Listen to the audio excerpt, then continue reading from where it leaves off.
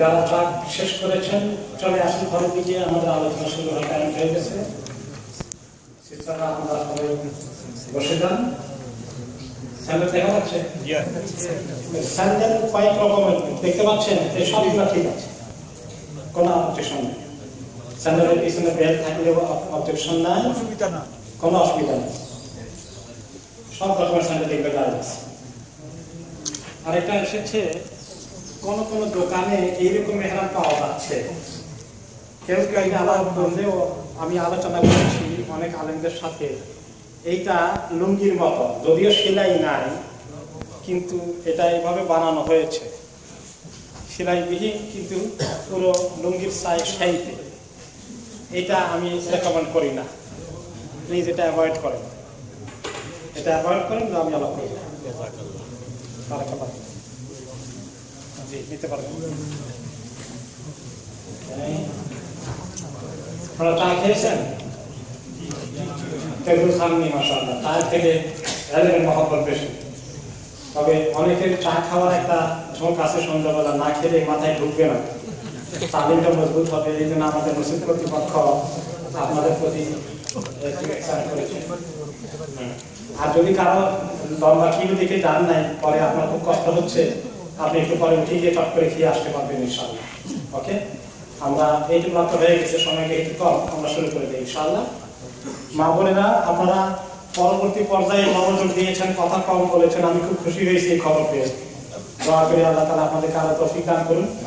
আবার অনুরোধ করবো মা বোনেরা, আপনারা কথা মেহেরবানি করে কেউ বলবেন না, কারণ কথা বলে গুনাহ হবে, আর বয়ান শুনলে আল্লাহ তাআলা আপনাদের ইলম দিবেন, ঈমান দিবেন, হজটা আপনাদের মাবরুর হজ হওয়ার সুযোগ হবে ইনশাআল্লাহ।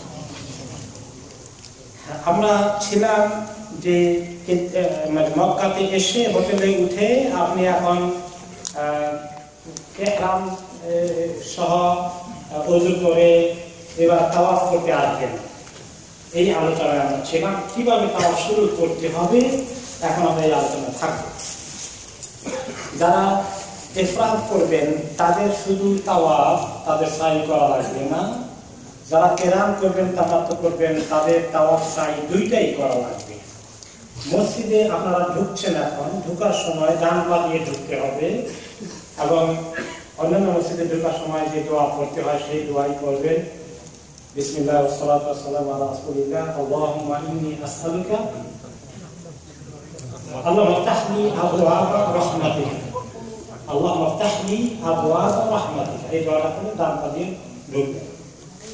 এসে মসজিদে ঢুকে এখন আপনার যদি কোনো ওয়াক্তিয়া নামাজ বাকি থাকে, পড়া হয়নি, তাহলে সেই নামাজটা পড়ে ফেলেন আগে, বা জামাত শুরু হয়ে যাবে, অল্প বাকি আছে, আজান হচ্ছে বা আজান হবে, তাহলে আর তাওয়াফ শুরু করার দরকার নেই, আপনি নামাজটা পড়ে ফেলেন, তারপরে তাওয়াফ শুরু করেন। আর যদি দেখেন যে তাওয়াফ কিছু করা যায়, আমার সময় কম আছে, আমি ফুল তাওয়াফ করতে পারবো, অর্ধেক তাওয়াফ করতে পারবো, বাকি অর্ধেক নামাজের পরে করবো, মাঝখানে ব্রেক দেবো, এটাও জায়েজ আছে। তাওয়াফ শুরু করে দিয়েছেন, 2 তাওয়াফ 3 তাওয়াফ 5 তাওয়াফ হয়েছে, আজান হয়ে গেল, নামাজ হবে, আপনি তাওয়াফ স্টপ করে নামাজ পড়ে আবার বাকিটা করতে পারবেন, অ্যালাউ আছে।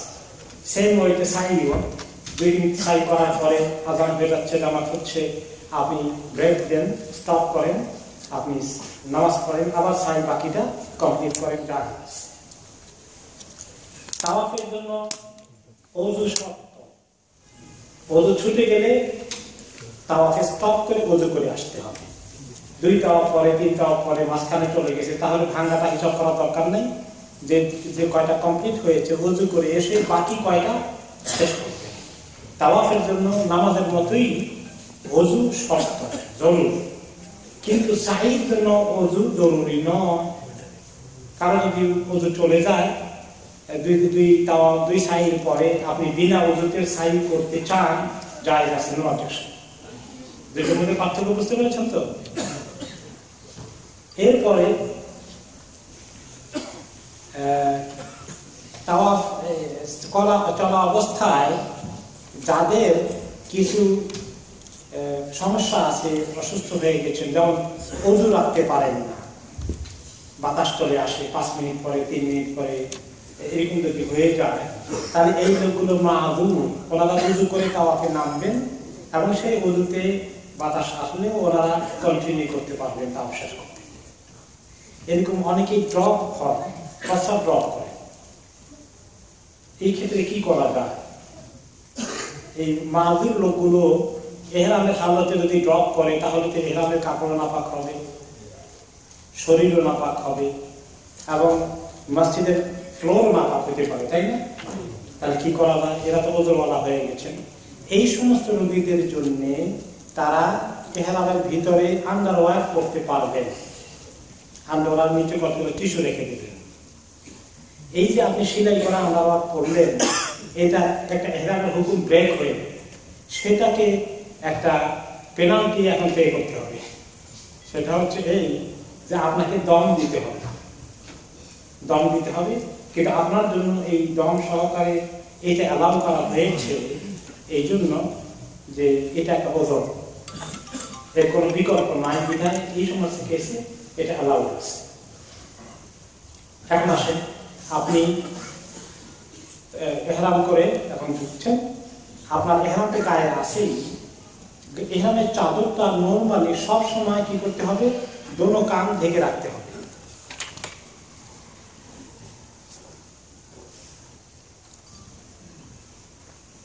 ইহরামের কাপড়টা সব সময় এভাবে ঢেকে রাখাটা হচ্ছে সুন্নাত। শুধু এক সময় এটা খুলতে হবে, তাওয়াফ শুরু করার আগে খুলতে হবে। খুলে ডান পাশের বগলের নিচে দিয়ে দিয়ে এরকম করে দিতে হবে। এটাকে বলা হয় ইত্তেবা। প্রথম তাওয়াফ করার সময় এই কাজটা করা লাগে। এই কাজটা ইত্তেবা করাটা সুন্নাত। আপনি তাওয়াফ শুরু করার আগে বা মসজিদে ঢোকার আগে এটা করে নেবেন, বা হাজরে আসওয়াদের কাছে যাওয়ার আগে এটা করে নেবেন, এটা করাটা সুন্নাত। যখনই তাওয়াফ 7 চক্কর শেষ হয়ে গেল আবার ঢেকে ফেলবেন এভাবে। এটাই হলো সুন্নাত। কিন্তু অনেক মানুষ আপনি যেটা নেমেই দেখবেন মক্কা, যে বিভিন্ন সময় দেখা যায় মেজরিটি লোক সবসময় সুন্নতের উল্টা আমল করে এরকম করে রাখে, দিবারাতি 24 ঘন্টা এভাবে করে রাখে। এটা সুন্নতের খেলা। ঢেকে রাখাটা সুন্নত। শুধু তাওয়াফ শুরু করার আগে এই সুন্নতটা করতে হয়। এই সুন্নতের নাম হচ্ছে ইত্তেবা। ডান কান খোলা রাখা, খোলা রেখে আপনি রেডি। এখন আপনি তাওয়াফ শুরু করবেন। কোন জায়গা থেকে শুরু করবেন? হাজরে আসওয়াদ। হাজরে আসওয়াদের ছবি আসছে নাকি?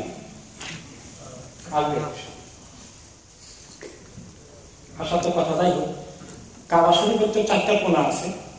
যে কর্নার থেকে সব জায়গা থেকে আপনি তাওয়াফ শুরু করতে পারবেন না। শুরু করার একটা স্পট লাগবে। আপনি উত্তর দিক থেকে ঢুকতে পারেন, দক্ষিণ দিক থেকে ঢুকতে পারেন, চতুর্দিক থেকে হোটেল আছে, কোন জায়গা দিয়ে ঢুকবেন আল্লাহ ভালো জানেন। কিন্তু ঢুকেই আপনি তাওয়াফ শুরু করবেন না। আপনি মানুষের স্রোতের ভিতরে ঢুকে অপেক্ষা থাকেন যে আমি এখন তাওয়াফ শুরু করছি না, আমি হাজরে আসওয়াদের কোণায় যেতে হবে।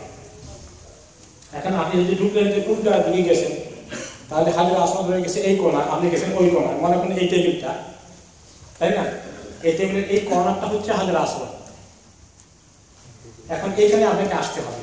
মানে আপনি যদি এদিক থেকে ঢুকেন তাহলে এখন আপনি স্রোতে ঢুকে স্রোতের উল্টা দিকে আবার আসবেন নাকি? তাহলে সম্ভব না। আপনি নিজে ক্ষতিগ্রস্ত হবেন, মানুষকে কষ্ট দিবেন। আপনি ওই ফলো করে এখন আপনার তাওয়াফে নিয়ত হয় নাই, আপনি ভাবতেছেন, এসে এই কোণায় আসলেন, ডান দিকে লক্ষ্য করে দেখবেন লাইট দেখা যায়, সবুজ লাইট। আর ভিতরে লেখা আছে বিদায়াতুত তাওয়াফ। ইংলিশে করে লেখা থাকে কিনা বিগিনিং অফ তাওয়াফ? I think so. লেখা থাকে, ভুলে গেছি। বিগিনিং অফ তাওয়াফ, বিদায়াতুত তাওয়াফ এরকম লেখা থাকে। এখন আসছে এই কোণায় আসা পর্যন্ত অপেক্ষা করবেন। এই কোণা থেকে আপনাকে তাওয়াফ শুরু করতে হবে। যেই কোণায় আসলেন, এখন চুমু দেওয়া সুন্নত ছিল, সেটা তো সম্ভব নয়। দিয়ে চুমু দিতে যাবেন না। চুমু দিতে গিয়ে সুন্নত আমল করতে গিয়ে কবিরা গুনাহে ফেরত আসবেন। কেন কবিরা গুনাহ হবে? কারণ ধাক্কা ধাক্কি করতে হবে, কাউকে সরাই দিতে হবে। এইটা না করলে চুমু দিতে পারবেন না। তো কাউকে ধাক্কা দেওয়া, কষ্ট দেওয়া, সরাই দেওয়াটা, সে যদি ব্যথা পায়, আপনার ধাক্কার কারণে কবিরা গুনাহ হয়ে যাবে। কাজে ওখানে যাবেন না। আপনি খারাপ টায়ার্ড হবেন, মানুষকে কষ্ট দিবেন, নিজে কষ্ট পাবেন। এখন আমরা এটা রেকমেন্ড করি না। আপনি দূরে থেকে ইশারা করে বিসমিল্লাহ আল্লাহু আকবার অথবা বিসমিল্লাহ আল্লাহু আকবার এরকম করে হাত তুলবেন, ইশারা করবেন করে এই লাইট বরাবর হয়ে আর এই লাইট ওদিকে কোনা এখানে এইভাবে আপনি তাকাবেন। এই জায়গায় এসে গেছে বিসমিল্লাহ আল্লাহু আকবার। এবারে শুরুর আগে একটা দোয়া আছে, যদি পারা যায় কোনো একটা সাহাবী এই দোয়াটা পড়েছেন সেটা পড়ে নেবেন। আল্লাহুম্মা ঈমানান বিকা ওয়া তাসদীকান বিকিতাবিকা ওয়া ইত্তিবাআন ওয়া ওয়াফাআন বিআহদিকা ওয়া ইত্তিবাআন লিসুন্নতি নবিয়িকা মুহাম্মাদিন সাল্লাল্লাহু আলাইহি ওয়াসাল্লাম। এইটা বলে শুরু করবেন যদি পারা যায়। এইটা পড়া মুস্তাহাব, না পারলে কোনো অসুবিধা নেই। তারপরে জিকির আজকার শুরু করে দিলেন, লা ইলাহা ইল্লাল্লাহু ওয়াহদাহু লা শারীকা লাহু লাহুল মুলকু ওয়া লাহুল হামদ ওয়া হুয়া আলা কুল্লি শাইইন কাদির। এটা হচ্ছে জিকির আজকারের দোয়ার মধ্যে সর্বোত্তম, সর্বশ্রেষ্ঠ। এরপরে সুবহানাল্লাহি ওয়া আলহামদুলিল্লাহি ওয়া লা ইলাহা ইল্লাল্লাহু ওয়াহদাহু লা শারীকা লাহু ওয়া লা কুওয়াতা ইল্লা বিল্লাহিল আলিয়্যিল আযীম।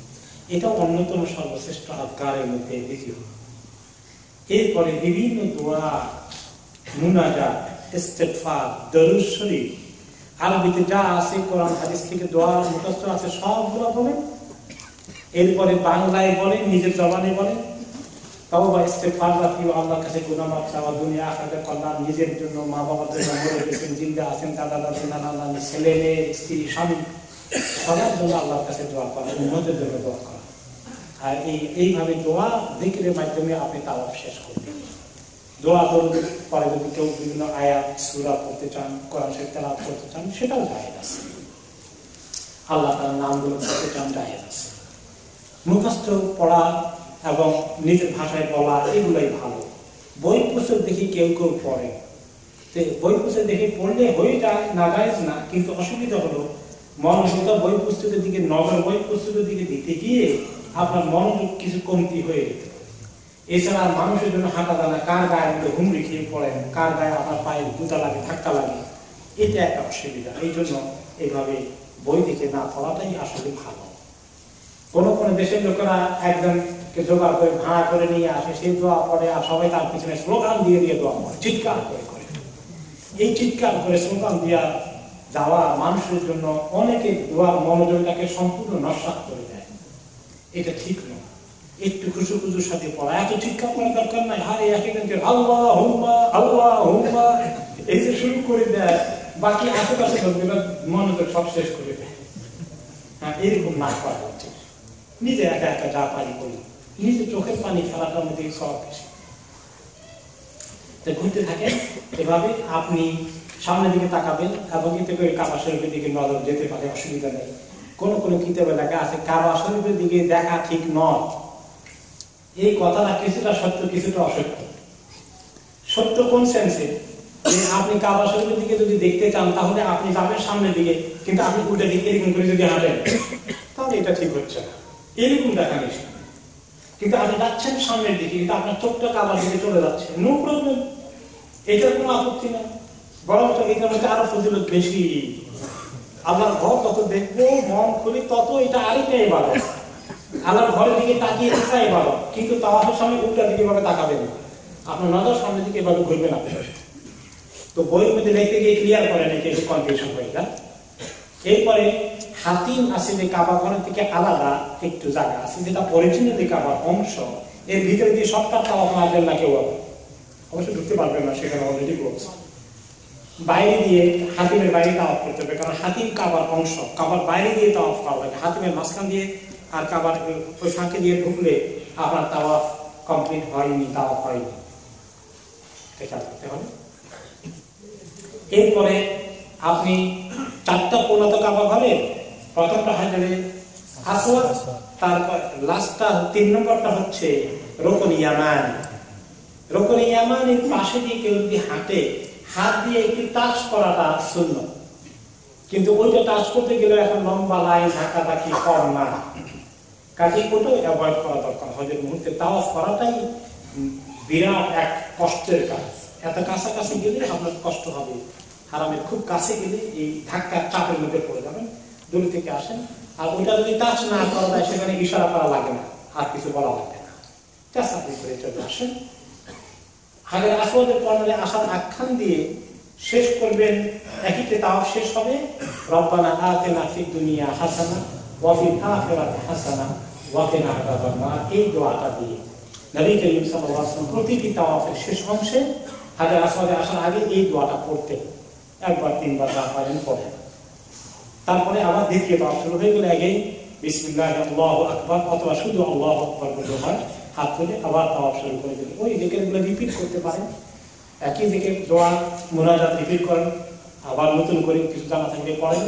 এভাবে আপনার এমন কোনো ফিক্স দোয়া না, কোনো বইতে লাগে প্রথম তাওয়াফের এই দোয়া, 2 নম্বর তাওয়াফের ওই দোয়া, 5 নম্বর তাওয়াফের ওই দোয়া, এরকম ফিক্স করা কিছু নাই। নবী করিম সাল্লাল্লাহু আলাইহি ওয়াসাল্লাম জেনারেলি সব জায়গায় ভালো ভালো দোয়াগুলো করেছেন, আপনি যত বেশি পারেন সেগুলো করবেন, কোনো ফিক্স করে নেওয়ার দরকার নেই। প্রথম তাওয়াফে এগেইন আরেকটি সুন্নত আমল আছে। একদম ডান দিকে এটা খোলা রাখার কথা বললাম, এটাকে বলে ইত্তেবা, 7 চক্করেই এটা খোলা থাকবে। আর প্রথম 3 চক্করে পুরুষদের জন্য আরেকটি কাজ আছে, সেটাকে বলে রমণ। রমণ মানে হচ্ছে একটু দ্রুত গতিতে হাঁটা বা একটু দৌড়ের ভান করা, ওখানে দৌড়ার কোনো জায়গা নেই। যারা পেছনে জায়গা পাচ্ছেন না, বাম দিকে আসলে এখানে জায়গা আছে, কাছে দেখতে পাবেন। ডান দিকে জায়গা ভাড়া পেয়েছেন, আপনারা তো বাম দিকে আসেন, কিছু খালি জায়গা আছে বসতে পারেন। রমণ হচ্ছে দৌড়ার মতো করে হাঁটা, আসলে দৌড়ার জায়গা নাই, দৌড়াটা সুন্নত। প্রথম 3 তাওয়াফে 3 চক্করে শুধু দৌড়া সুন্নত। এখন যেহেতু দৌড়তে পারবেন না, তাই এরকম করে দৌড়ার ভান করবেন যে একটু আমি দৌড়তেছি মনে গেল, একটু অ্যাক্টিং করা আর কি, দৌড়ার ভান করা, একটু সুন্নত আমল করার চেষ্টা করেন প্রথম 3 তাওয়াফে। তারপরে বাকি 4 তাওয়াফে অ্যাজ ইউজুয়াল নরমাল হাঁটবে। তো অনেকের এখানে কনফিউশন লাগে, এই ডান কান কি 3 বার, দৌড়া কি 7 বার, নাকি দৌড়া 3 বার, ডান কান 7 বার, এটা খালি লোকদের মধ্যে কনফিউশন সৃষ্টি হয়। কান খোলা রাখা 7 চক্করে, দৌড়ার ভান করা 3 চক্করে। আর এগুলো সব পুরুষদের জন্য, মহিলাদের জন্য এগুলো কিছু না। আপনার সঙ্গে মহিলা থাকবে, কাজে ওনাকে পালাই আপনি দৌড়ন পাবেন, আসলে দৌড়ার জায়গা হলে কাছে একটু ভান। তাওয়াফ শেষ হয়ে গেল। এখন তাওয়াফ শেষ করার পরে আবার আপনার কানটাকে ঢেকে ফেললেন, ডান কান খোলা ছিল, এখন আবার ঢাকা হয়ে যাবে। এরপরে 2 রাকাত নামাজ পড়তে হবে মাকামে ইব্রাহিমের সামনে। মাকামে ইব্রাহিম, যে নবীকে ইব্রাহিম আলাইহিস সালাম যখন এই ঘর বানান, তখন একটা পাথরের উপরে দাঁড়িয়ে তিনি ওয়াল নির্মাণ করেছিলেন, উঁচু ওয়াল। ওনার পায়ের দাগটা আল্লাহ তাআলা এই পাথরকে নরম হয়ে গেছে, ওনার পায়ের কারণে দাগ পড়ে গেছে, কিছু গর্ত হয়ে গিয়েছে, ওইটা চিমনি দিয়ে রাখা আছে। ওইটার মধ্যে অনেকে আবার টাচ করতে যায়, ওটা খুব ফজিলত টাচ করে, এটা সুন্নতের খেলাফ, এটা বেদাত। ওইটার সামনে একটু নামাজ পড়াটা, 2 রাকাত নামাজ, তাওয়াফে নামাজ, কোনটা ইমাম ওয়াজিব বলেছেন, বাকি ইমামরা সুন্নত বলেছেন, কিন্তু খুব গুরুত্বপূর্ণ। এই 2 রাকাত নামাজ পড়তেই, সেটা যদি চিমনির সামনে জায়গা পাওয়া যায় নরমাল টাইমে, তাহলে সেটাই পড়ার কথা। কিন্তু এখন হজের মৌসুমে মাকামে ইব্রাহিম ওই চিমনির সামনে ওইখানে জায়গা পাবেন না, পুরো জায়গা তাওয়াফের জন্য ব্যবহার করতে হবে।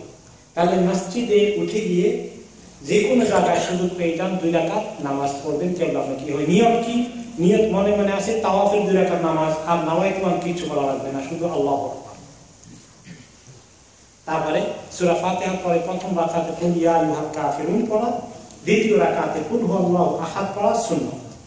আর যদি অন্য কোনো সূরা পড়েন গায়ে আছে, কোনো অসুবিধা নেই। 2 রাকাত নামাজ পড়ে আল্লাহ তাআলার কাছে দোয়া করবেন।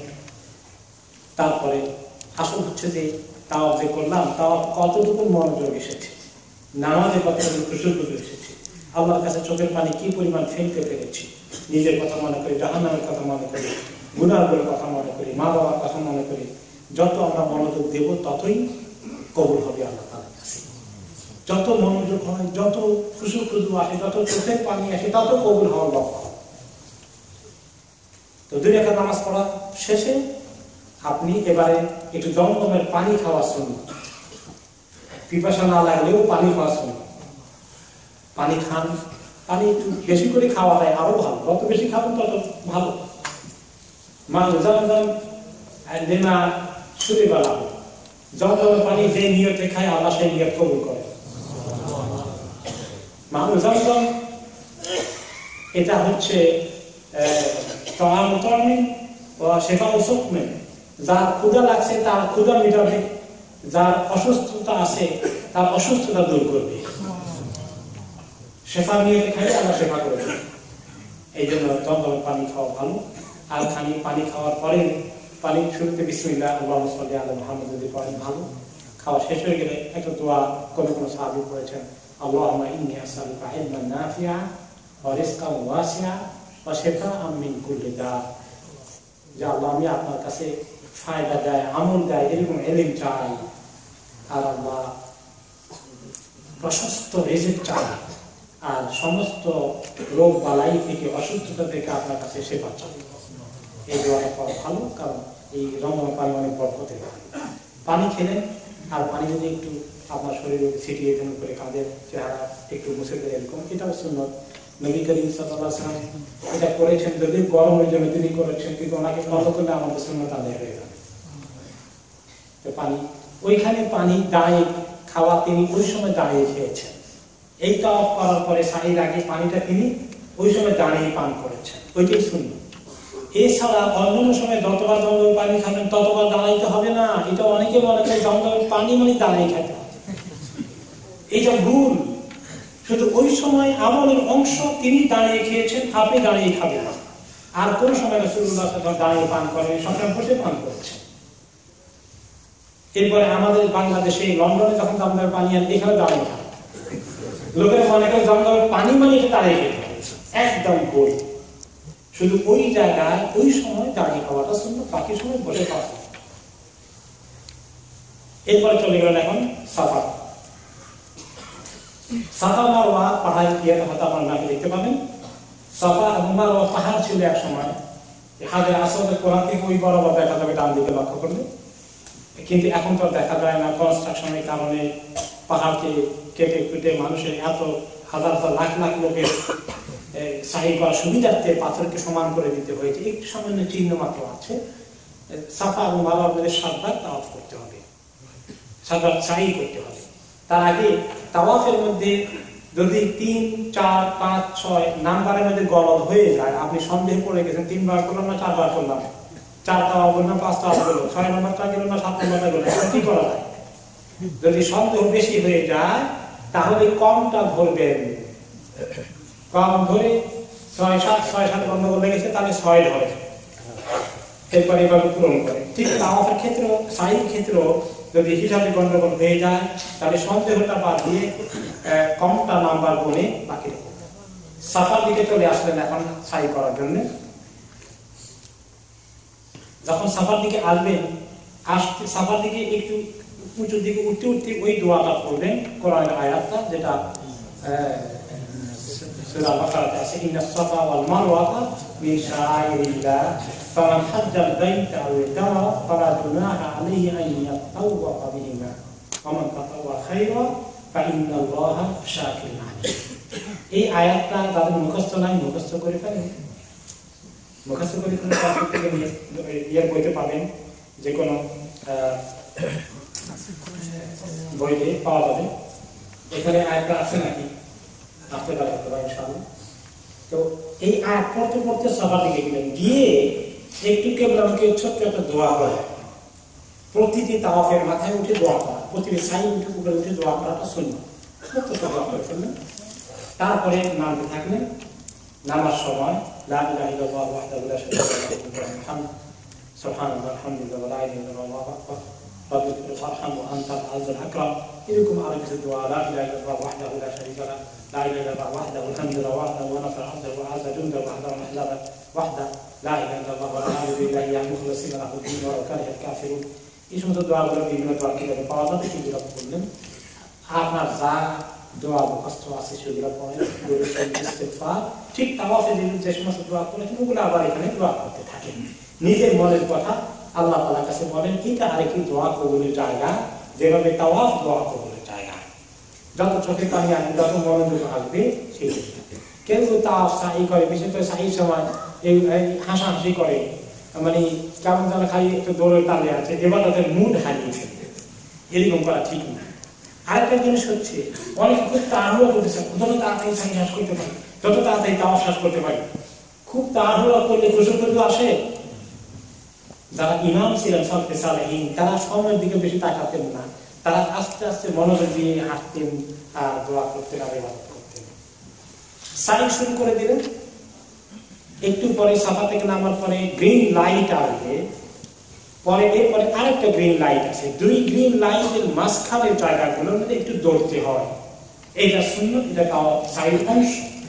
মাহাদের আলাইহিস সালাম যখন পানি খুঁজতেছিলেন সাফা মারওয়ার মধ্যে কাছে, ইসমাইলকে দেখে পানির অভাবে ছেলে চিৎকার গলা শুকিয়ে যাচ্ছে, পানি খুঁজতেছেন কোন জায়গায় কুয়া দেখা যায় কিনা। তিনি উপরে উঠে ওদিকে তাকাতেন, বাচ্চাকে দেখা যায়। নিচে নামলে তখন নিচু ভূমি ছিল, এটা দুই পাহাড়ের নিচে, দেখা যেত না বাচ্চাকে। এই জায়গাটা তিনি দৌড়ে যেতেন। এই যে তিনি এই কষ্ট করেছেন, পরিশ্রম করেছেন, তাকে রেখে গেছেন ইব্রাহিম আলাইহিস সালাম একা ছেলে সহ। আল্লাহ তাআলা তার এই কষ্টকে পুরস্কার দিয়েছেন, আমাদের হজের অংশ করে ফেলেছেন। কাজে আমাদের জন্য এখন ওই জায়গায় দৌড়াটা আমাদের আমলের অংশ হয়ে গেছে, হজের অংশ হয়ে গেছে। পুরুষদের জন্য দৌড়া, মহিলাদের জন্য দৌড়া নয়।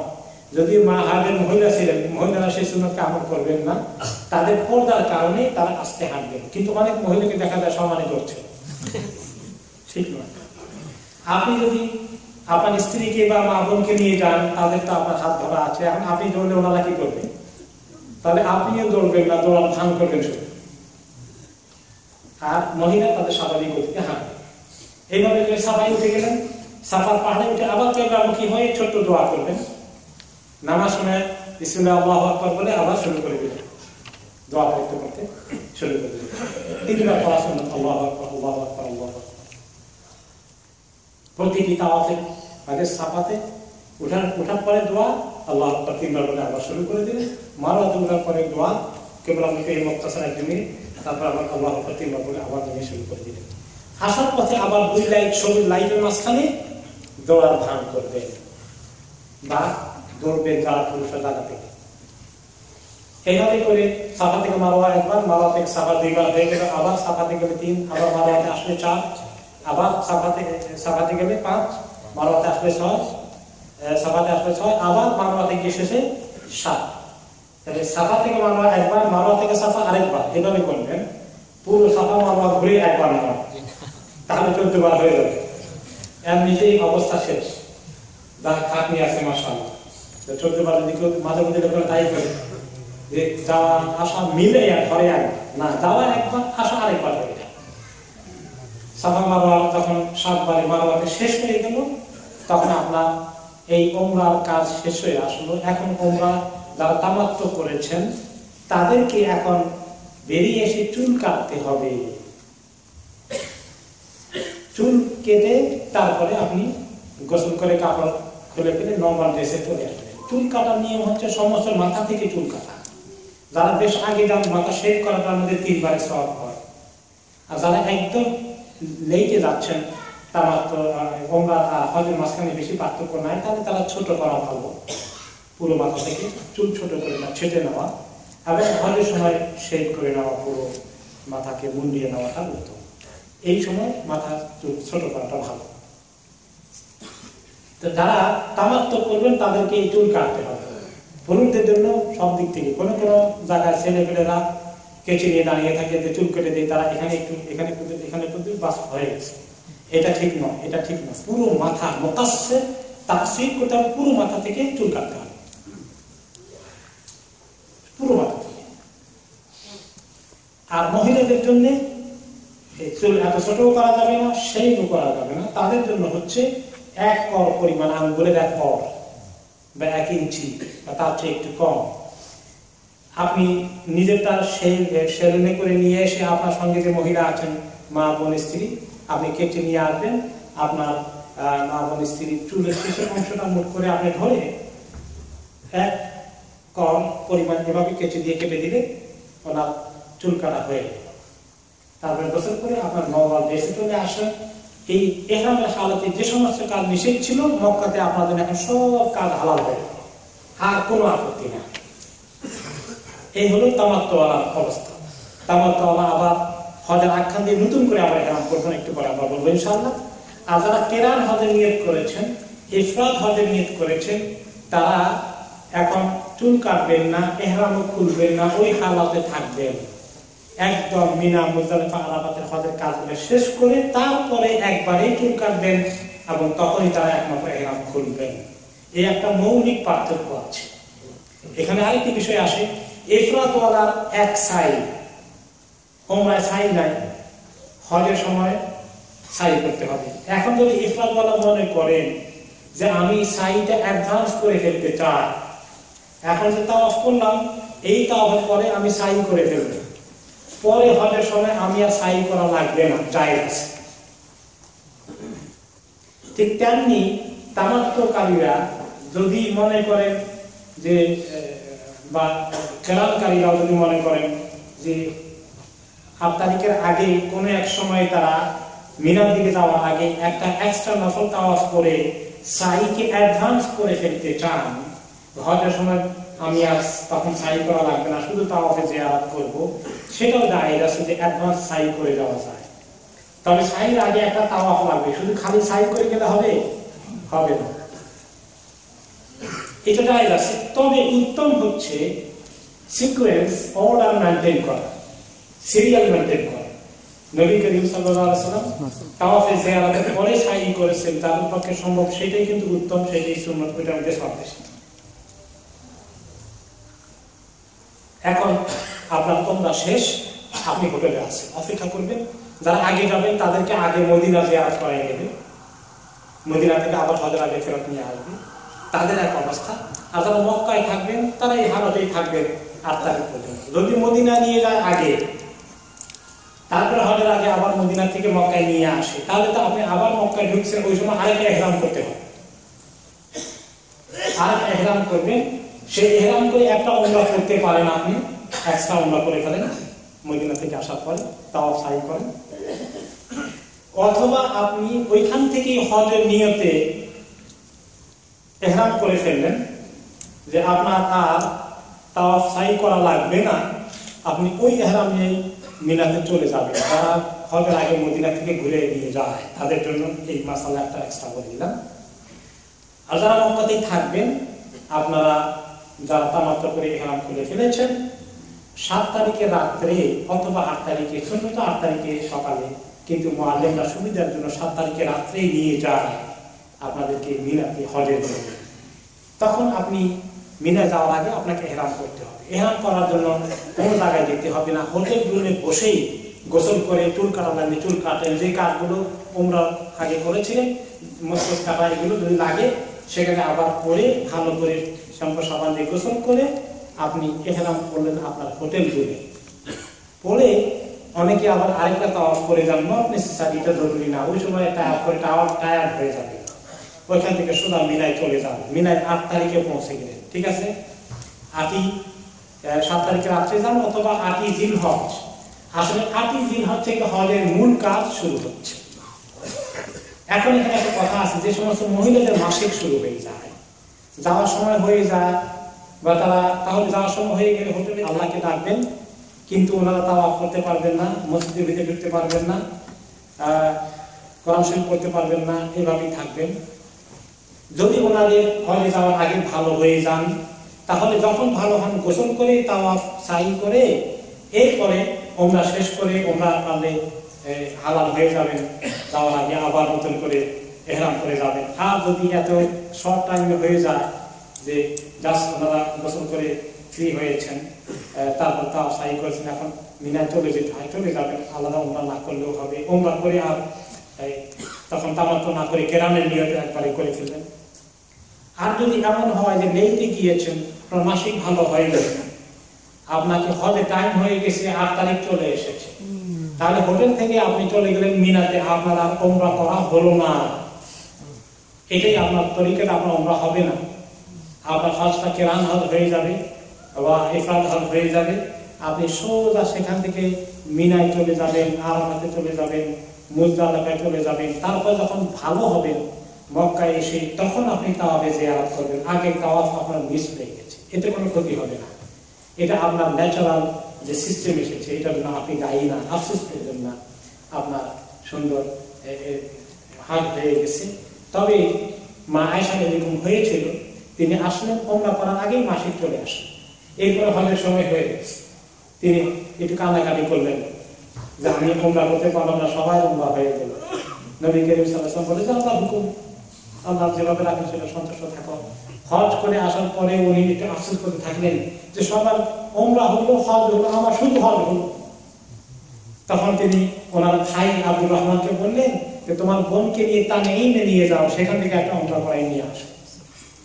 তো এই মহিলাদের জন্য ওনারা চাইলে পরে একটা ওমরা করতে পারেন। ওনারা ছাড়া বাকি লোকেরা যে হজের আগে পরে অনেকগুলো ওমরা করে, এইটার কোনো সুন্নত প্রমাণ নাই, ওলামায়ে কেরাম নিষেধ করেন। কিন্তু আমাদের উপমহাদেশের লোকেরা কিছু কিছু আলাদা করে খুব বেশি করে করে, এটা ঠিক নয়।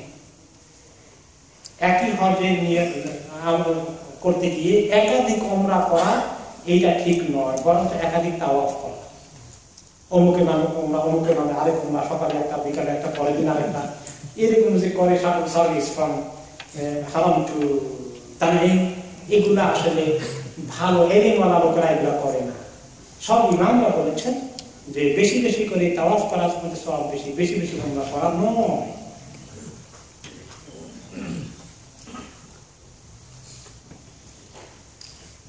এরপরে এখন মিনায় বসছেন, ঠিক আছে, মিনা 8 তারিখ, এই 8 তারিখ থেকে মেইন হজের ফাংশন শুরু হয়ে গেছে। মিনায় 8 তারিখে গিয়ে বা 7 তারিখে রাত্রে গিয়ে কোনো ফাংশন নাই, কোনো কাজ নাই, নামাজগুলো জমাতে পড়বেন সারাদিন, আর যাওয়ার সময় কিন্তু তালবিয়া পড়বেন সব সময়, তালবিয়া পড়া, মিনা থেকে দিকে যাই তালবিয়া, মিনা থেকে আরাফাত থেকে তালবিয়া, আরাফাত থেকে মুজদালিফা আসছে তালবিয়া, মুজদালিফা থেকে আবার মিনা আসছে তালবিয়া, চলতে থাকবে। মিনায় 8 তারিখে রাত্র কাটিয়ে পরের দিন সকালে 9 জিলহজ আরাফাতের দিন হয়ে গেল। ফজর পড়ার পরে নাস্তা করে মুআল্লিমরা নিয়ে যাবেন আরাফাতের দিকে, তালবিয়া করতে করতে আরাফাতের দিকে রওনা। এই হচ্ছে মূল হজের দিন। আসল হজ কোন দিন? আরাফাতের দিন। আল হাজ্জু আরাফা, রাসূলুল্লাহ সাল্লাল্লাহু আলাইহি ওয়াসাল্লাম বলেছেন আল হাজ্জু আরাফা, যে হজ তো আসল হজ হচ্ছে আরাফা। এই আরাফাতের দিনের জন্য আপনি অনেক প্রস্তুতি নেবেন, সকাল থেকে দেওয়া যে আল্লাহ আরাফাতের দিনে তুমি যদি আমাকে তৌফিক না দাও, তাহলে আমার যে হতভাগ্য দুনিয়াতে আর কেউ নেই। খুব করে আল্লাহর কাছে মনোযোগ দিয়ে চোখের পানি ফেলতে বলতে দোয়া করতে যে আল্লাহ আরাফাত তুমি আমার দিলটা খুলে দিও, আমি যেন বেশি করে দোয়া করতে পারি। আরাফাতে গিয়ে উকুফে আরাফা, এটা হজের ফরজ আমল। হজের 3টা ফরজ: ইহরাম করা, তারপরে আরাফাতের ময়দানে অবস্থান করা, তাওয়াফে জিয়ারত বা তাওয়াফে ইফাদা, মেইন তাওয়াফ, এই 3টা হলো ফরজ। সাই করা হচ্ছে ওয়াজিব, তারপরে কবর মারা, এগুলো ওয়াজিব। আরাফাতে যোহর পড়া নেই, যোহরের আগে পরে বসবেন, রেস্ট নেবেন কিছুক্ষণ, যোহর পড়ে ওখানে ইমাম খুতবা দিবেন যোহরের আগে। যারা ইমামের পিছনে নামাজ পড়েন তারা খুতবা অ্যাটেন্ড করেন মসজিদে নামেরার মধ্যে, সেখানে খুতবার পরে ইমাম কসর নামাজ পড়বেন 2 রাকাত যোহর, তারপরে আবার প্রথমে আযান হবে, আযানের পরে 2 রাকাত যোহর হবে, আবার ইকামত হয়ে 2 রাকাত আসর হবে। এটা হচ্ছে, এটাই নিয়ম আরাফাতের ময়দানে যোহর আসরকে একসঙ্গে পড়া ইমামের পিছনে। তো এখন আপনার টেন্ট অনেক দূরে আছে, ক্যাম্প, আপনি হয়তো সেখানে যেতে পারবেন না, তাহলে আপনারা অনেকেই বিভিন্ন খাইবার মধ্যে, আপনাদের ক্যাম্পের মধ্যে, টেন্টের মধ্যে আলাদা আলাদা জামাত হয়, সব জায়গায় সেখানে পড়তে পারেন। সেখানে পড়লে 2 ওয়াক্তে একসঙ্গে পড়বেন না আলাদা আলাদা করে পড়বেন, কসর করে পড়বেন না মুকিম হলে পুরো পড়বেন, এটা নিয়ে বিশাল ইখতিলাফ আছে। ওলামাদের একটা ফতোয়া হচ্ছে যে আরাফাতের ময়দানে মুকিম মুসাফির সবার জন্যই একই হুকুম, সবাই কসর করবে, সবাই জমা করবে, যোহর আসর একসঙ্গে করতে হবে। কিন্তু হানাফি মাযহাবে আপত্তি করা হয়েছে যে মেইন ইমামের পিছনে থাকলে তাহলে একসঙ্গে পড়বে, তা না হলে জোহরের সময় যোহর, আসরের সময় আসর, আর মুকিম হলে পুরো পড়তে হবে, কসর করা যাবে না। এটা ওনাদের ফতোয়া আছে। কিন্তু মেজরিটি আইমার ফতোয়া হচ্ছে না, সবাই সেদিন যোহর আসর একসঙ্গে পড়বে। 2টাই ফতোয়া ঠিক আছে, আপনি যেটা মুনাসিব মনে করেন আমল করেন। তবে কেউ কেউ বলবেন যে না, একসঙ্গে পড়ছেন হবে না, আলাদা পড়ছেন হবে না, এরকম ফতোয়ার মধ্যে আপনি যাবেন না। আপনার যেটা ইতমিনান হয় আপনি আমল করেন, একসঙ্গে করলে এটাও জায়েজ আছে, আলাদা করলে সেটাও জায়েজ আছে। আপনার যেটা আপনি আমল করলে দেখা গেল যে এক ক্যাম্পে একদল একসঙ্গে যখন আসর পড়ে ফেললো, আরেক দল আলাদা আলাদা করে পড়লো, দুইটাই জায়েজ আছে, কিন্তু একটা জায়েজ নাই, সেটা হলে ঝগড়া করা জায়েজ না। ঠিক আছে, কিছু কিছু আলেম আছে একদম ঝগড়ার জন্য রেডি আছে, ঝগড়া করবে। ঠিক আছে, আপনি আপনার মাসালা রাইট আছে, আপনি আলাদা করে পড়েন, আপনার মাসালা রাইট আছে, আপনি একসঙ্গে পড়েন। এইটা মনে রাখবেন, ওখানে গিয়ে অনেক ঝগড়া হয়, কিন্তু এটা নিয়ে ঝগড়া লাগবে, আমি ঝগড়ায় নাই। তারপরে আরাফাতের ময়দানে জোহর থেকে যদি মনে করেন টায়ার্ড হয়ে গেছে, কিছুক্ষণ রেস্ট নেন, কোন তেলাওয়াত করেন, রিল্যাক্স থাকেন। আসল দোয়া করতে হবে আসল টাইম ঘনিয়ে আসলে, সূর্যাস্তের আগ পর্যন্ত মেইন দোয়ার টাইম। এই সময় বেশি বেশি করে দোয়া করতে হবে, এই সময় আসল কান্নাকারি করতে হবে। এই সময় কিবলামুখী হয়ে নবী করিম সাল্লাল্লাহু আলাইহি ওয়াসাল্লাম কতক্ষণ বসে দোয়া করেছেন, পরে খাইমা থেকে বেরিয়ে এসে, তাবু থেকে বেরিয়ে এসে তিনি হাত উঁচু করে দাঁড়িয়ে দোয়া করেছেন কিবলামুখী হয়ে, যখন রোদ একটু কমে এসেছে। এই সময় দোয়াটাকে খুব বেশি করে পড়া, এমন দোয়া পড়া যে এই সময় তানাজ্জুলুর রাহমা, আল্লাহ রহমত নাযিল হতে থাকে, মাগফিরাত নাযিল হতে থাকে। কোন কোন হাদিসে এসেছে এই এক জায়গায় একসঙ্গে এত লোককে আল্লাহ তাআলা জাহান্নাম থেকে মুক্তি দান করেন, পৃথিবীতে আর কোনো সময় এটা ঘটে না। যে ওই চান যে আল্লাহ আপনি কত লোককে আছে জাহান্নাম থেকে মুক্তি ঘোষণা করে দিবেন, আল্লাহ আপনি আমাদেরকে তাদের অন্তর্ভুক্ত করে দেবেন। এই কথা মনে করি এমন কান্নাকাটি করতে হবে, এমন চোখের পানি ফেলতে হবে। হাদিসে এসেছে সেদিন শয়তান আল্লাহর রহমত দেখে, মানুষকে মাফ করা দেখে, তার দুঃখ কষ্ট হিংসায় তার জ্বালা যন্ত্রণা এত কষ্ট সে আর কোনোদিন পায় না। এই জন্য শয়তানকে কষ্ট বেশি করে দেওয়ার জন্য চোখের পানি বেশি করে ফেলতে হবে। আমি একা একা দোয়া করা পছন্দ করি। কেউ কেউ আছেন ইমাম সাহেব আলেম সাহেব ডেকে হুজুর দোয়া করেন, আমরা আমি নামি করি। আরে আমি চোখের পানি ফেলা আল্লাহ তাআলার কাছে, আমি আমার আল্লাহ, আরেকজন ঢুকলে কি আর মজা আছে? একা কেমন কান্নাকাটি করবেন, মা বাবার কথা মনে করবেন, ছেলে মেয়ে তাদের হেদায়েতের জন্য যত দোয়া আছে। এই দিন আসল দোয়ার সময়, এটা হলো সবচেয়ে টপ। সেদিন দোয়া এবং জিকিরের আমলের মধ্যে সর্বোত্তম দোয়া যেটা নবী করিম সাল্লাল্লাহু আলাইহি ওয়াসাল্লাম বলেছেন যে সবচেয়ে উত্তম দোয়া হচ্ছে দোয়া ইয়াউম আরাফা। যে দোয়াটা সমস্ত নবীরা বেশি করে করেছেন, আমি বেশি করে করি, সেটা হচ্ছে লা ইলাহা ইল্লাল্লাহু ওয়াহদাহু লা শারীকা লাহু লাহুল মুলকু ওয়া লাহুল হামদু ইহয়ি ওয়া ইউমীতু ওয়া হুয়া আলা কুল্লি শাইইন কাদির। এই দোয়াটাকে বেশি বেশি করে বারে বারে করা। আর বাকি যত দোয়া আপনার জানা আছে, কিতাব থেকে পড়েন, হিসন মুসলিম দোয়ার কিতাব থেকে পড়েন, সেগুলো বাজার দোয়া মাসালা কিতাব অনুযায়ী শেষে দোয়া আছে, এই খুলে খুলে পড়েন, এগুলো দেখে দেখে পড়েন, কোরআন তেলাওয়াত করেন, কিন্তু শেষের দিকে দোয়াটাকে বেশি করে গুরুত্ব দিবেন। মাগরিবের সময় হওয়ার আগ পর্যন্ত দোয়া কন্টিনিউ করবে, তারপরে দোয়া শেষ করে মাগরিবের রেডি আযান হওয়ার আগেই মুয়াজ্জিন বলবে রেডি হয়ে যান, দেখেন ব্যাগেজ নিয়ে আর মুজদালিফা থেকে রওনা করতে হবে। মুজদালিফায় আজকে মাগরিব, আরাফাতে মাগরিব পড়া যাবে না, মাগরিব পড়া দেরি করতে হবে, মুজদালিফায় গিয়ে মাগরিব পড়তে হবে। দেরি হয়ে যাক, 9টা বাজে, 10টা বাজে, 12টা বাজে, মুজদালিফায় গিয়ে মাগরিব পড়তে। মুজদালিফা পৌঁছার পরে ব্যাগটা রেখে তারপরে ওযু করে এখন মাগরিব এশা একসঙ্গে পড়তে হবে। এইখানে কোনো ইখতিলাফ নাই, সব ইমামরা একমত যে মাগরিব আযান দিয়ে প্রথমে মাগরিব হবে, ইকামত দিয়ে 3 রাকাত ফরজ সুন্নাত এখন পড়বেন না, আবার ইকামত দিয়ে এশা পড়বেন 2 রাকাত না 4 রাকাত। এখানে একটু ইখতিলাফ আছে, যারা মুকিম হয়ে যায় তারা 4 রাকাত পড়বে, হানাফি মাযহাবে বলেছে, বাকিরা বলেছেন না, এখানে মুকিম মুসাফির সবাই 2 রাকাত পড়বে, দুইটাই জায়েজ আছে। মুকিম আর মুসাফির কেমনে হয়? মক্কা শরীফে এক নাগারে যদি কেউ 15 দিন বা তার বেশি থাকে তাহলে তিনি মুকিম, আর এর চেয়ে কম থাকলে মুসাফির, তখন ফজর নামাজ পড়তে হবে। তাহলে মুজদালিফা মাগরিব এশা পড়া হয়ে গেল।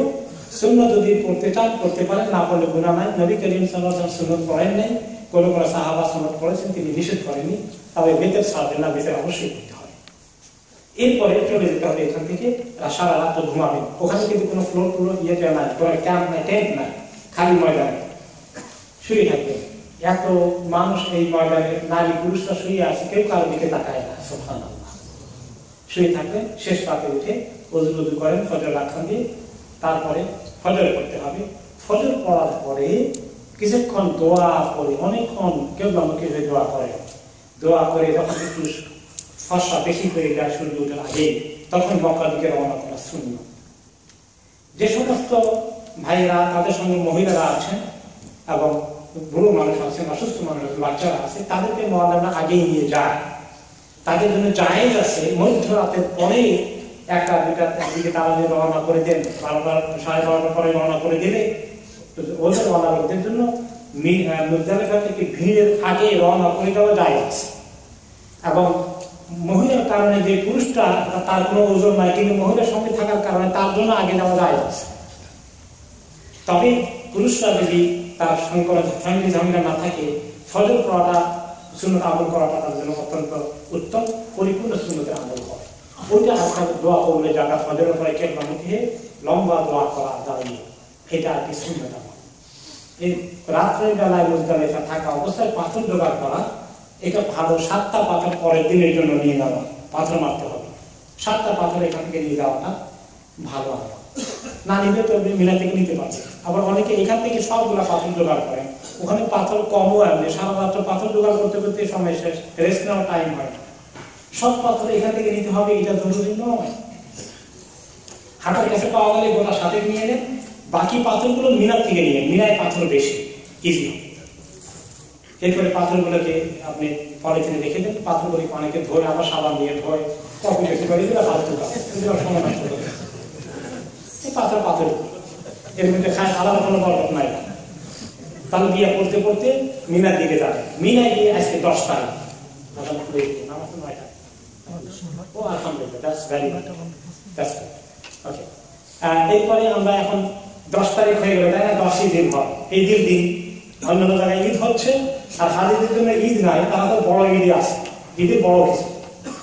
হাজিদের জন্য অনেক কাজ, তারা একটা জায়গায় 7টা পাথর মারতে হবে, জামরাতুল কুবরা বড় জামারাত, সেখানে পাথর মারতে হবে, এক জায়গায় 3 জায়গায় নয়। এরপরে তাদেরকে কোরবানি করতে হবে, তাদেরকে চুল কাটতে হবে, ইহরাম খুলতে হবে, এবং সম্ভব হলে ওই দিনই তাদেরকে তাওয়াফে জিয়ারত করতে হবে, সাই থাকলে সাই করতে হবে। কতগুলো কাজ দেখেছেন, অনেক কাজ। আপনি মিনা থেকে এসেই সোজা চলে যাবেন, মুজদালিফা থেকে এসেই যদি চান নাস্তা করতে, তাহলে ক্যাম্পে এসে নাস্তা করে যান, অথবা কেউ যদি চাইলে ওখান থেকে সোজা পাথর মারতে চলে আসবে, সেটাও জায়েজ আছে। পাথর মারতে চলে আসলে সূর্যোদয়ের পরে পাথর মারার কথা, কিন্তু যে সমস্ত লোকেরা আর্লি চলে আসবেন, তারা যদি চান শেষ রাতের পরে পাথর মারতে, মহিলারা, অসুস্থ লোকেরা, বুড়োরা, তাদের জন্য আর্লি মারা যায়,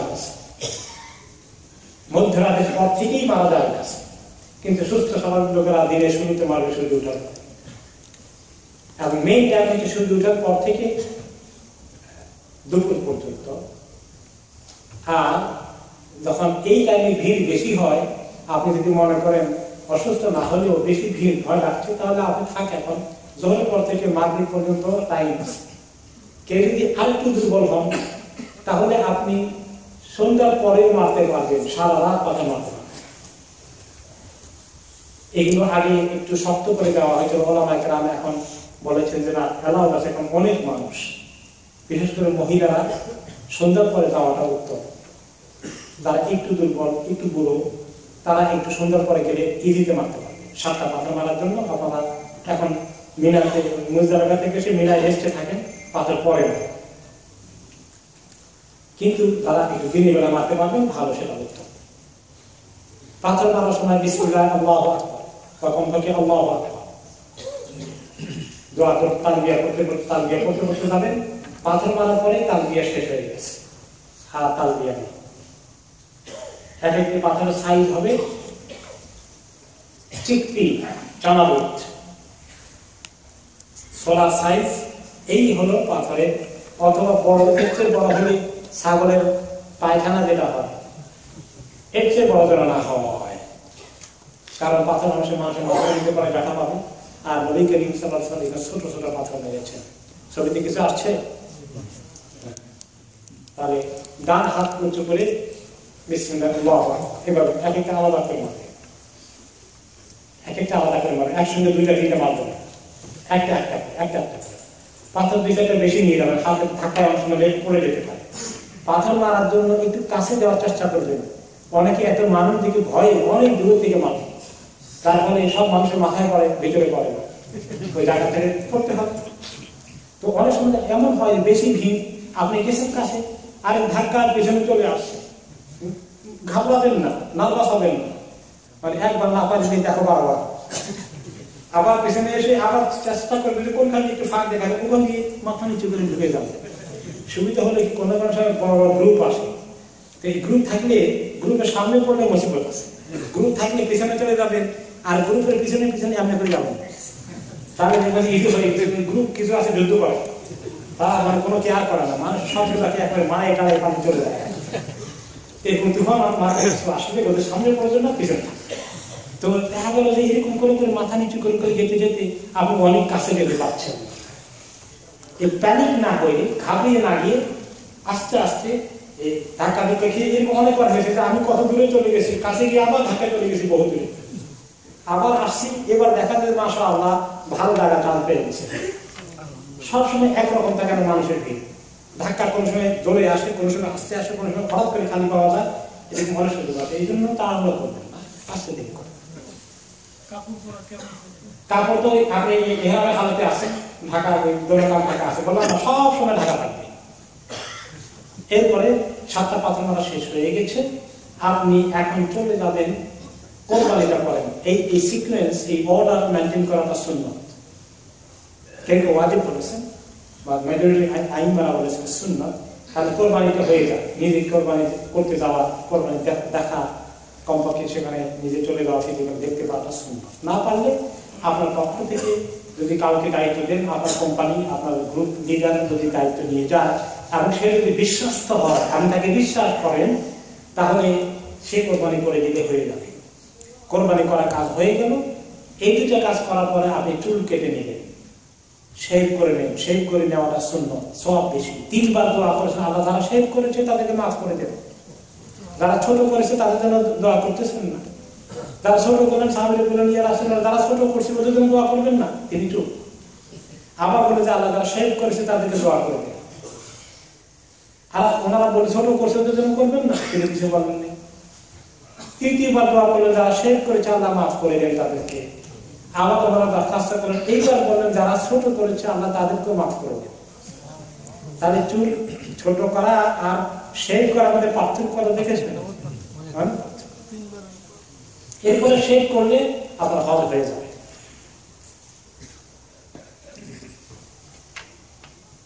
চুল শেভ করে ফেলেন, এবার আপনার ইহরাম শেষ। এখন আপনি সাধারণ কাপড় পরেন। এরপরে আপনি চলে যান তাওয়াফে জিয়ারত করতে, তাওয়াফে ইফাদা করতে, তাওয়াফুর রুকন যেটা ফরজ তাওয়াফ। মক্কায় চলে গিয়ে আপনি 7 বার তাওয়াফ করতে হবে। এখন তো আর ইত্তেবা করা লাগবে না, রমল করা লাগবে না, কারণ আপনার ইহরাম না, ইহরাম ছাড়া। ইহরাম ছাড়াই আপনি তাওয়াফ করতে পারছেন। তারপর সাই থাকে, সাই করবেন। তামাত্তুওয়ালা তাওয়াফ করতে হবে, আবার সাই করতে হবে। কেরানওয়ালা তাওয়াফ করতে হবে, সাই করতে হবে। যদি এই কেরানওয়ালা সাই 1 বার না 2 বার, এটা নিয়ে ইখতিলাফ আছে। হানাফি মাযহাবে কেরানওয়ালা সাইও 2 বার করতে হয়। যদি তামাত্তুওয়ালা অথবা ইফরাদওয়ালা আগে অ্যাডভান্স সাই করে থাকে যাওয়ার আগে, তাহলে তার এখন আর সাই করা লাগবে না, শুধু তাওয়াফ করলে হয়ে যাবে। এই যে অর্ডারটা, এটা হলো সুন্নাত, এটা মেনটেন করাটা ভালো। কিন্তু কেউ যদি এমন হয় যে সবাই চলে যাচ্ছে পাথর মারতে, আমি এক কাজ করি, এক দৌড়ে আগে তাওয়াফ সাই হয়ে আসে, এখন খালি আছে, মানুষ কম, জায়েজ আছে। আবার কেউ বলে যে আমি আগে কোরবানি করে আসি, সেটাও জায়েজ আছে। এখন হানাফি মাযহাবে বলা হয়েছে যে আগে পাথর মেরে কোরবানি না করলে চুল কাটা যাবে না, কিন্তু অন্যান্য ইমামের ফতোয়া রয়েছে যে এটা তো যদি কেউ কোরবানিটা পরের দিন হয়, 3 দিন পরে হয়, কোরবানির সময় তো কয়েকদিন থাকে, তার আগে চুল কেটে ফেলে, এটা জায়েজ আছে কিনা। হানাফি মাযহাবের মাসালা হলো না, এই কোরবানির আগে চুল কাটলে দম দিতে হবে। কিন্তু অনেক ইমামরা বলেছেন যে দম দিতে হবে না। কারণ হচ্ছে রাসূলুল্লাহ সাল্লাল্লাহু আলাইহি ওয়াসাল্লাম যখন হজ করেছিলেন সাহাবীদেরকে নিয়ে, কোন কোন সাহাবী বলেছে ইয়া রাসূলুল্লাহ আমি আগে তাওয়াফ করেছি, তারপরে পাথর মেরেছি। তিনি বলেছেন না হারাজ, আমি আগে চুল কেটেছি তারপরে কোরবানি করেছি। তিনি বলেছেন না হারাজ, কোনো অসুবিধা নেই, কোনো অসুবিধা নেই, কোনো অসুবিধা নেই। আগে পরে এই সিরিয়াল মেনটেন করার ক্ষেত্রে যে আগে যেটা করেছে তিনি বলেছেন কোনো অসুবিধা নেই। এই জন্য অনেক ইমাম মনে করেন চুল কাটা যাবে, কোনো অসুবিধা নেই কোরবানির পরের দিন হলেও। এটা নিয়ে ইখতিলাফ আছে। এই ইখতিলাফে আপনি যেটা আপনার কাছে ইজি মনে হয়, মুনাসিব মনে হয়, আপনি আমল করতে পারেন, জায়েজ আছে, কোনো অসুবিধা নাই। যেটা জায়েজ নাই সেটা হচ্ছে ঝগড়া করা জায়েজ নাই, এটা মনে হয়। কেউ বলে তুমি আগে কোরবানি করে আগে চুল কাটছো, তোমার দম দেওয়া লাগবে, আপনি তার সঙ্গে ঝগড়া করার দরকার নেই। তিনি দম দিতে চান তিনি দেন, উনি পাই, উনি ফতুয়া দেন, অসুবিধা নেই। আপনি যদি মনে করেন যে না আমি এই ফতুয়া নেব না, আমার চুল কাটা জায়েজ আছে, কোরবানির আগে যে ফতুয়া শুনেছি আমল করতে পারি, আপনি আমল করতে পারেন। ইনশাআল্লাহ আসতেছি। তারপরে এই 10 তারিখ শেষ হয়ে গেল। এখন তাওয়াফে জিয়ারত আপনি চাইলে 10 তারিখে করতে পারেন, 11 তারিখে করতে পারেন, 12 তারিখে করতে পারেন, সূর্য ডুবার আগ পর্যন্ত। যদি টাইম হয়ে যায় আসতে পারা যাচ্ছে না, সব আমি পরের দিন করে যাই আছে, দিনে করে যাই আছে, রাত্রে করে যাই আছে। তবে রাত্রে গেলে রাত্রে মিনাতে অবস্থান করাটা কিন্তু মেজরিটি ওলামারা বলেছেন ফরজ, কেউ বলেছেন ওয়াজিব। শুধু হানাফি মাযহাবে বলা হয়েছে সুন্নাত। সুন্নাত বললে অনেকে হালকা মনে করে রাত্রটা মিনায় থাকে না, কিন্তু এটা আসলে হজের একটা বিরাট আমলের লস হয়ে যায়, ব্যতিক্রম হয়ে যায়। এই জন্য রাত্রে মিনায় থাকা দরকার। রাতের কমপক্ষে অর্ধেকের বেশি সময় আপনি মিনা আছেন, এভাবে প্ল্যান করে তাওয়াফে জিয়ারত করতে যাবেন। হয় সন্ধ্যায় গেলেন, তাওয়াফে জিয়ারত করে চলে আসলেন, অথবা শেষ রাতের দিকে উঠে চলে গেলেন, তাতে রাতের একটা বৃহৎ অংশ মিনায় কাটানো হয়। এইভাবে তাওয়াফে জিয়ারতের জন্য রাত দিনের মধ্যে অ্যালাউড আছে, যখনই খুশি আপনি করতে পারেন। আর কেউ যদি ইহরামের হালাতে ইহরামের কাপড় নিয়েই তাওয়াফে জিয়ারত করে, তারপরে চুল কাটে এবং ফ্রি হয়, সেটাও জায়েজ আছে। ক্লিয়ার হয়েছে বিষয়টা? যে ইহরামের কাপড় সহ তাওয়াফে জিয়ারত জায়েজ আছে, ইহরামের কাপড় চেঞ্জ করে, চুল কেটে কাপড় চেঞ্জ করে সেটা করাও জায়েজ আছে। 10 তারিখে আমল শেষ হয়ে গেল, রাত্রে থাকলেন, পরের দিন সকালে 11 তারিখ। 11 তারিখে মেইন কাজ কি? 3 জায়গায় পাথর মারতে হবে, ছোটটা, মাঝখানেরটা, তারপরে বড়টা, এবং ওই 3 সাথে 21টি পাথর লাগবে। প্রতিটি পাথর আগে বিসমিল্লাহু আকবার পাথর মেরে একটু দূরে গিয়ে দোয়া করবেন। 2 নম্বরটা পাথর মেরে একটু পরে গিয়ে দোয়া করবেন। 3 নম্বরটা লাস্ট মানে পাথর মেরে আর দোয়া করতে দাঁড়াবেন না, বেরিয়ে ওখান থেকে প্রস্থান করবেন, বেরিয়ে যাবেন। পাথর মারার ক্ষেত্রে আপনি যারা একদম অসুস্থ মোটেই যেতে পারবেন না, তাদের পক্ষ থেকেও আপনি পাথর মারতে পারবেন, অসুবিধা নেই। আপনারটা আগে মারবেন, আপনার 7টা শেষ, তারপরে আরেকজনটা শেষ, এরকম 3 জন 5 জনেরটাও চাইলে মারতে পারবেন। কিন্তু আপনি অন্যরা আরেকজনকে দায়িত্ব দেবেন না। কিছু কিছু লোক আছে কয় না ভিড় বেশি, তুমি আমারটা দিয়ে দেবে, এটা ঠিক নয়। যারা একদম যেতে পারবে না তারাই আরেকজনকে উকিল বানাবে পাথর মারার জন্য। এগুলো হলেও মানে এত এক জয়ীফ হয়ে যাননি, আপনার মোটামুটি পারবেন, ভিড় শেষ হয়ে গেলে যেতে পারবেন, রাত্রেবেলা যেতে পারবেন, তাহলে আপনি রাত্রেবেলা যাওয়া উচিত। একদম অসুস্থ, একদম দুর্বল লোকদের জন্য আরেকজনকে দায়িত্ব দেওয়া। মহিলাদের ক্ষেত্রেও অনেকে মহিলারা যদি মোটেই যায় না বা তারাও যায় না, মহিলারা অসুস্থ হয়ে গেলে, বুড়ো হয়ে গেলে, খুব বেশি জয়ীফ হয়ে গেলে, তাহলেই আরেকজন তার পাথর মারবেন, তা না হলে তিনি নিজে পাথর মারবেন রাত্রেবেলা, সন্ধ্যাবেলা দিয়ে হলে।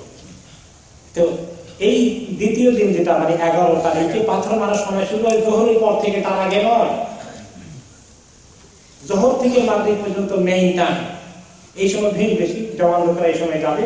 একই যারা বুড়ো, একটু অসুস্থ বা একটু দুর্বল, ওনারা রাত্রে যাবে, সন্ধ্যার পরে যান, কোনো অসুবিধা নেই, সারা রাত পাথর মারা যায়। এই গেল 3 সাথে 21টা পাথর। 12 তারিখে আবার 3 সাথে 21টা পাথর জোহরের পর থেকে মারার টাইম। 12 তারিখে পাথর মারা হয়ে গেলে আপনি যদি চান ওই দিনই চলে আসতে পারেন, মাগরিবের আগে চলে আসাটা উচিত। মাগরিবের পরে হয়ে গেলে পরের দিন থেকে 13 তারিখে 3 সাথে 21টা পাথর জোহরের পরে নেবে, তারপরে মিনা থেকে মক্কায় চলে আসা, দুইটাই জায়েজ আছে। আপনি 12 তারিখেও আসতে পারবেন, চাইলে আরেক দিন থেকে 13 তারিখেও পাথর মেরে আসতে পারবেন। আরেকদিন একসাথে থাকলে সব বেশি হয়। নবী করিম সাল্লাল্লাহু আলাইহি ওয়াসাল্লাম 13 তারিখেই আসছেন আসলে, কিন্তু আল্লাহ তাআলা কোরআন শরীফে বলেছেন ফামান তাআদ্দালা ফি ইয়াওমাইনি ফালা ইসমা আলাইহি ওয়া মান তাআখারা ফালা ইসমা আলাইহি। যে ব্যক্তি 2 দিনে চলে আসে, ঈদের পরে আরো 2 দিন পরে চলে আসে, সেটাও কোনো অসুবিধা নাই। আর যে ব্যক্তি আরেকদিন লেট করে তাতেও কোনো অসুবিধা নেই। এই যখন মিনা থেকে আপনি চলে আসলেন, আপনার হজ শেষ হয়ে গেল, ফিনিশ। এখন হজ শেষ হয়েছে, কিন্তু কোনো সময় কিছু লোক ইন্ডিয়া পাক সাবকন্টিনেন্টাল আছে, পাকিস্তান, ইন্ডিয়া, তারা আরাফাতের ময়দানে বিকালের দিকে বলে কংগ্রেচুলেশন, হজ কবুল হওয়ার জন্য। এখন হবে অনেক কাজ বাকি আছে, আরাফাতের ময়দানে তারা কবুল করাই দিচ্ছে সব। এক নম্বরের কাজ তো বাকি আছে, আর কবুল হলো কিনা সেটা তো আল্লাহ তারাই ভালো জানেন। হ্যাঁ, তো এইগুলো করা ঠিক না। হজ শেষ হয় আসলে 12 তারিখ 13 তারিখে পাঠানো, মক্কা শরীফে চলে আসলেন, হোটেলে চলে আসলেন, হোটেলে থাকবেন যে কয়েকদিন আপনি আসেন। এখন তাওয়াফ করবেন, প্রতিদিন সুযোগ পেলে নামাজ পড়বেন, দোয়া করবেন। মক্কা শরীফে যতক্ষণ আসেন মসজিদে হারামে নামাজ বেশি করে পড়ার যে সব বেশি, তাওয়াফ করার যে সব আছে, কিন্তু টায়ার্ড হয়ে গেলে যদি বেশি না পারেন তাহলে আপনি নামাজ পড়বেন, কোরআন তেলাওয়াত করবেন, জিকির আজকার দোয়া করবেন। কাবা শরীফের দিকে তাকিয়ে চোখের পানি ময় আবেগ চলে আসে, এটাও বড় কথা। আর না কাবা ইবাদত, কাবার দিকে মহব্বতের এবং সম্মানের এবং আল্লাহ তাআলা শানের দৃষ্টিতে তাকিয়ে থাকার মতো বিশাল এটা। এইভাবে আপনার হজ শেষ হয়ে গেলে আর কোনো কাজ নাই। হবে 3 দিন থাকেন, 5 দিন থাকেন, 1 সপ্তাহ থাকেন, আসার সময় যখন ফাইনালি বিদায় নেবেন, বিদায়ী তাওয়াফ করে চলে আসতে হবে। বিদায়ী তাওয়াফ করার পরে মক্কায় যেন আপনার বেশি দেরি না হয়, আপনি জেদ্দার দিকে রওনা করে দিলেন, অথবা মদিনার দিকে নিয়ে গেলে মদিনার দিকে চলে যাবেন, আপনার হজ শেষ হয়ে গেল। মা বোনদের জন্য তাওয়াফে জিয়ারাতের সময় যদি ওনারা 10, 11, 12 এর ভিতরে ভালো না হন, 13, 14, 15, 16 যখনই ভালো হন, তখনই ওনাদের তাওয়াফের সময়। ভালো হওয়ার আগে তাওয়াফ করবেন না। এতে যদি লেট হয়ে যায় কোনো অসুবিধা নেই। কিন্তু মা বোনেরা এই অবস্থায় মুজদালিফা পার, আরাফাতে, মিনা সব সময় ইবাদত হারাতে থাকবেন, মন খারাপ করবেন না, হায় রে আরাফাতের ময়দানে আমার শরীরটা খারাপ হয়ে গেল, আমি আল্লাহকে ডাকতে পারলাম না, এটা ভুল ধারণা। আপনি মনোযোগ দিয়ে পুরো ইবাদতে আছেন, কোনো আফসোস করবেন না। আফসোস করলে আল্লাহ তাআলা নাখোশ হয়ে যাবে, কারণ এই রোগটা তো আপনি নিজে আনেন নাই, কে দিয়েছেন? আল্লাহ তাআলা দিয়েছেন। আল্লাহর ফয়সালায় সবসময় খুশি থাকবেন, এই যে বড় ইবাদত। আপনি দোয়া করবেন, ইস্তেগফার করবেন, মুনাজাত করবেন, এটা আপনার ইবাদত। এভাবে করে আপনি যখন ভালো হন তখন আপনি এই আপনার তাওয়াফ করবেন। আর তাওয়াফ করার পরে আপনার সাই করবেন, কারণ তাওয়াফ না করতে সাই করা যায় না। কোন মহিলা যদি এমন হয় তাওয়াফ করতে পারছে কোনো রকমে, এখন মাসিক শুরু হয়ে গেছে, ওই অবস্থা সাই করতে পারবেন, কোনো অসুবিধা নেই। সাইয়ের জন্য পাক হওয়া শর্ত না, কিন্তু তাওয়াফের জন্য পাক হওয়া শর্ত। বিদায়ী তাওয়াফের বেলায় মহিলাদেরকে বিদায়ী তাওয়াফের সময় যদি মাসিক চলে আসে, তাহলে আমাদের বিদায়ী তাওয়াফ না, আর কোনো অসুবিধা নেই। যে এতক্ষণ যে আমলগুলো বলা হয়েছে, ইহরামের কোনো আমলের যদি ত্রুটি হয় বা তাওয়াফ সাইয়ের মধ্যে কোনো কিছু গন্ডগোল হয়ে যায়, এগুলার কাফারা বা এগুলার কারেকশনের জন্য দম দেওয়া ওয়াজিব হয়ে পড়ে। যেমন কেউ সুগন্ধ লাগিয়ে ফেলেছে, চুল কেটে ফেলেছে, নখ কেটে ফেলেছে ইহরামের হালতে, তাহলে এগুলা কারেকশনের জন্য কি লাগবে? দম দেওয়া। এরকম কোন ওয়াজিব তরক হয়েছে তার জন্য দম দিতে হবে। আর যদি ফরজ তরক হয়, যেমন তাওয়াফ মিস করেছেন টোটালি, অথবা সাই অথবা আরাফাত মিস করেছেন, ইহরাম পড়েন না, এই 3টা ফরজ যদি মিস করেন হজের সময়, তাহলে দম দিলে কাজ হবে না, ফরজ মিস হয়ে গেছে। এছাড়া কঙ্কর মারা থেকে শুরু করে, কোরবানি থেকে শুরু করে, এগুলো যদি কোনো গন্ডগোল হয়ে গেলে, ওয়াজিব তালাক হয়ে গেলে একটা দম দেওয়া লাগে। অনেকেই মনে করেন যে আরেকটা দমে শুকরানা দেওয়া লাগে, মানে একটা কোরবানি আর কোন মিস্টেক না হলেও আরেকটা দম দিয়ে দিবেন এক্সট্রা, কি জানি কোনখানে কোন ভুল হয়ে গেল। এই কথাটা অতিরিক্ত কথা, এর কোন দাম শরীয়তে নাই, এটা ভিত্তিহীন কথা। যে কোনখানে কোন ভুল হয়ে গেল, আন্দাজে ভুল ধরার কোনো দরকার নেই। আপনার ভুল হয়ে গেছে, তাহলে আপনি দম দেবেন। যেমন নামাজ পড়লেন, এখন কেউ যদি বলে প্রত্যেকবার নামাজ পড়লে একটা সহজতা দিয়ে, কেন কি জানি কোনখানে কোন ভুল হয়ে যায়, এরকম আশা রাখে দিবেন না। এরকম হজের মধ্যে আন্দাজে দম দেওয়ার কথা কেউ বলে, দম দিবেন তো স্পেসিফিকলি মিস্টেক হয়। এইভাবে হজের কাজ শেষ হয়ে গেল। তারপরে যারা মদিনার দিকে যাওয়া তারা মদিনার দিকে যাবেন, যারা জেদ্দা চলে আসার কথা এয়ারপোর্টের দিকে, তারা এয়ারপোর্টে চলে আসবে। এইভাবে মোটামুটি হলের কাজ প্রায় মোটামুটি কমপ্লিট হয়ে গেল ইনশাআল্লাহ। আরো কিছু কথাবার্তা এবং হ্যাঁ ইনশাআল্লাহ এরপরে মদিনা জিয়ারতের কাজ হয়ে গেছে, সেটা আমরা আগামীকালকে ইনশাআল্লাহ বলবো। তারপরে আপনাদের অনেক প্রশ্ন আছে, আমি জানি প্রশ্ন তো মাশাআল্লাহ কয়েকশো প্রশ্ন কালকে আপনাদেরকে আমরা প্রশ্নে বেশি সময় দিব। মদিনার জিয়ারতটা অনেক লম্বা চূড়া কাজ না, সেটা 15 মিনিটে শেষ হয়ে যাবে ইনশাআল্লাহ। আর বেশি করে প্রশ্ন কালকে থাকবে ইনশাআল্লাহ, প্রশ্ন রাত্রে লিখতে থাকবে ইনশাআল্লাহ, কালকে সেই প্রশ্ন আমরা বেশি করে রাখবো। আর এই তালিম অ্যাভেলেবল আছে, হলের বই ইমাম বলছেন এটা পাওয়া যাবে, হল তালিমের সিডি পাওয়া যাবে, ইংলিশে হলের সুন্দর একটা নোট বই আছে এটা পাওয়া যাবে, দোয়ার কিতাব হিসেবে মুসলিম আছে এই বাংলা ইংরেজিতে আমাদের বুকশপে বা এখানে স্টল আছে আপনাদের ইনশাআল্লাহ। মহিলাদের জন্য উপরে আছে, আপনারা পেয়ে যাবেন। আর এই মসজিদের জন্য আপনারা ভালো করে দোয়া করবেন। এই যে তালিম ইন্তজাম হয়েছে, আল্লাহ তাআলা যেন আমাদের মসজিদকে ঋণমুক্ত করেন ইনশাআল্লাহ, এটা আপনারা খাস করে দোয়া করবেন। আপনাদের সবাইকে আল্লাহ মাবরুর হাজ নসিব করুন ইনশাআল্লাহ। আজকে আমরা কোনো প্রশ্ন নেব না, আমাকে এখন চাপিয়ে ধরেন না, আমাকে একটু আজকে অব্যাহতি দেন ইনশাআল্লাহ। আগামীকালকে আবার আসরের পরে আমাদের হাজ তালিমের বাকি অংশ শুরু হবে ইনশাআল্লাহ। আপনারা আশা করি সবাই আসবেন তো ইনশাআল্লাহ। ইনশাআল্লাহ। এবং প্রশ্নোত্তর আমার অনেক কথা ফাঁকে দিয়ে টুকিটাকি মিস হয়ে যেতে পারে, আপনারা খেয়াল না করতে পারেন, যেগুলো যেটাই মিস করেছে বা মিস হয়েছে সবগুলো কালকে প্রশ্নে আসবে ইনশাআল্লাহ। এই জন্য প্রশ্নোত্তর খুব জরুরি, কালকে আপনারা অবশ্যই সবাই আসবেন। অবিল্লাহি তৌফিক। এখন আমাদের বিরতি আযান হবে ইনশাআল্লাহ, তারপর সমাজে জামাত হবে, তারপর আমাদের ছুটি ইনশাআল্লাহ। سبحانك اللهم وبحمدك أشهد أن لا إله إلا أنت أستغفرك وأتوب إليك وصلى الله تعالى على سيدنا محمد وعلى آله أجمعين. السلام عليكم ورحمة الله وبركاته.